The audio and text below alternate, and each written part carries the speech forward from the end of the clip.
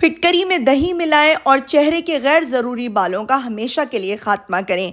लटकी हुई जिल्द जवान हो जाएगी, अनचाहे बाल हमेशा के लिए ख़त्म हो जाएंगे। अगर आपको भी हर 1 से 2 हफ्ते बाद तकलीफ दे अमल से गुजरना पड़ता है, थ्रेडिंग वैक्सिंग करवानी पड़ती है, तो आज की मैजिकल रेमेडी आपके लिए है। टीनेज बच्चियां भी इस रेमेडी को यूज़ कर सकती हैं। वीडियो के लास्ट तक आपने बंधे रहना है, रेमेडी को बिल्कुल स्किप नहीं करना। चैनल पर नहीं हुए तो चैनल को सब्सक्राइब कर दें, बेल आइकन ऑन कर दें ताकि हर आने वाली मैजिकल रेमेडी फौरन से आपको मिल जाए। चलते हैं, रेमेडी स्टार्ट करते हैं। अस्सलामुअलैकुम, मेरा नाम है राबिल आज़म। वेलकम करती हूँ आपका मॉमी प्लैनेट में। होप्स कि आप लोग ठीक होंगे, मज़े में होंगे। आज की रेमेडी आपकी ज़िंदगी को आसान कर देगी, मज़ेदार कर देगी, क्योंकि चेहरे पे गैर ज़रूरी बालों का होना छोटी नहीं बहुत बड़ी प्रॉब्लम है। वीडियो के लास्ट में आप लोग प्यारे से कमेंट करके जाया करें। एक फटकरी का पत्थर लेना है, एलमस्टोन। आप लोग इंस्टाग्राम पर भी मुझे फॉलो कर लें, वहाँ पर मैं बहुत सारी टिप्स आपके साथ शेयर कर रही होती हूँ। और आपने इसको मेल्ट करना है गरम तवे पे या फिर नॉन स्टिक पैन पे भी आप इसे मेल्ट कर सकती हैं। मैंने आपको बताया है, बहुत सारे लोग गलत फिटकरी का इस्तेमाल कर रहे हैं कि आपने कौन सी वाली फिटकरी लेनी है। वही फिटकरी लें जो आपकी स्किन को इरिटेट नहीं करे, अच्छी वाली लें। आजकल फेक फिटकरी भी आ रही है बाजार में, मार्केट में पंसार से आपको गलत फिटकरी भी मिल जाती है जो कि आपकी स्किन पे इरिटेशन करती है। आपने वो वाली फिटकरी लेनी है जो ट्रांसपेरेंट होती है। पहले ये तवे पे या नॉन स्टिक पैन पे चिपक जाती है और आहिस्ता आहिस्ता से ये खुद ब खुद सेपरेट होना शुरू हो जाती है। आप लोगों ने परेशान नहीं होना, बहुत सारे लोग इस पॉइंट पर परेशान हो जाते हैं और बार बार आपको ये प्रोसेस करने की ज़रूरत नहीं है। अगर आप लोग मेरी वीडियो पे फर्स्ट टाइम आए हैं और आप लोगों के माइंड में कोई कन्फ्यूज़न चल रही है कि किस तरीके से फिटकरी का पाउडर बनाएं, इसलिए मैं आपके साथ ये वाला प्रोसेस शेयर कर रही होती हूँ कि आप लोगों की वो कन्फ्यूज़न दूर हो जाए।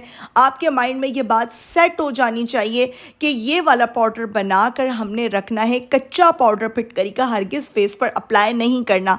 अगर आपके पास इस टाइम फिटकरी का पाउडर घर में मौजूद है तो उसको गर्म तवे पे आप मेल्ट कर सकते हैं। पहले ये चिपकेगा। आज मैं वीडियो को फास्ट नहीं कर रही हूँ।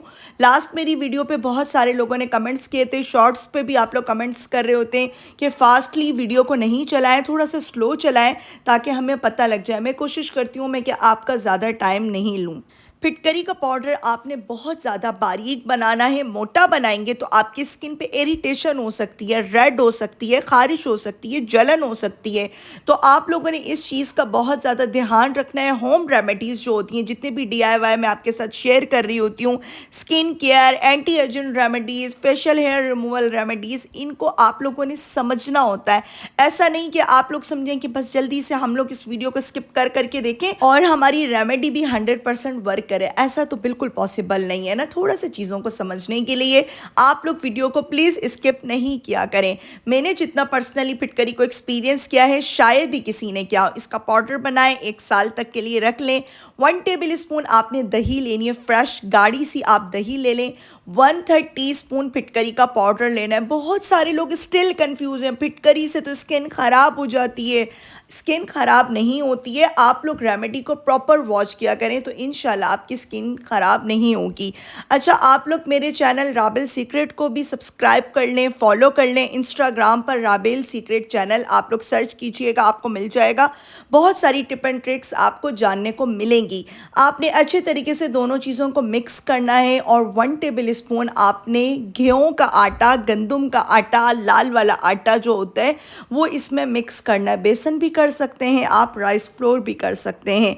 घर के आटे के साथ अच्छे से एक प्यारा सा आपने पेस्ट बनाना है।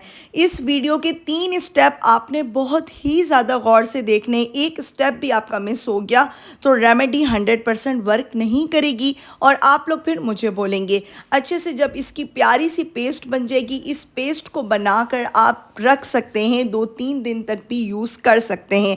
आपने कोई भी फेशियल रेज़र लेना है जो कि आप अपने फेस के ऊपर यूज़ करते हैं। इससे आपने पहले अपने, अगर बहुत ज़्यादा आपके हाथों पे, चेहरे पे मोटे मोटे बाल हैं, उनको अच्छे से हटाना है। ऑपोजिट डायरेक्शन में नहीं चलाएं।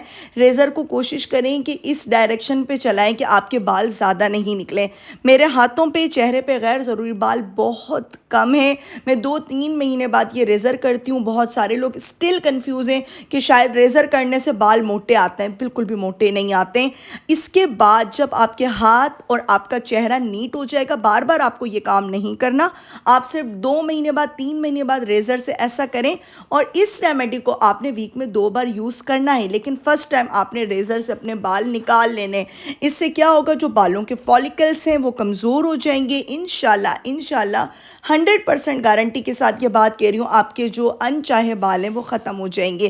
آپ نے یہ پیسٹ لگا لینا ہے، 10 سے 15 منٹ چھوڑ دیں، جیسے یہ ڈرائی ہونے لگے اپوزٹ ڈائریکشن میں آپ نے مساج کرنا ہے، اور پھر آپ نے اس کو رب کر کے اتار لینا ہے۔ یہ بہت آسان سا ایک آپ کا فرسٹ سٹیپ ہو گیا۔ چہرے پہ بھی لگا سکتے ہیں، ہاتھوں پہ بھی لگا سکتے ہیں، ٹین ایج بچیوں کے فیس پہ بھی لگا لیں، لیکن لگانے سے پہلے پیچ ٹیسٹ کر لیں۔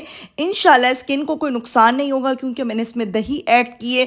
اگر آپ کے چہرے پہ جلن ہوتی ہے، خارش ہوتی ہے، اسکن ڈرائی پڑ جاتی ہے آپ کی پھٹکری کو یوز کرنے کے بعد، تو ایسا کچھ نہیں ہوگا۔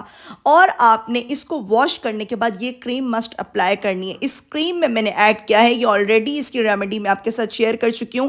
تبت کریم میں 1/3 ٹی اسپون میں نے پھٹکری پاؤڈر اور گلیسرین مسٹ ایڈ کرنی ہے، نہیں تو کریم ڈرائی ہو جائے گی۔ اور آپ لوگوں نے اس کریم کو بنا کر رکھنا ہے، 1 سال تک یہ خراب نہیں ہوتی۔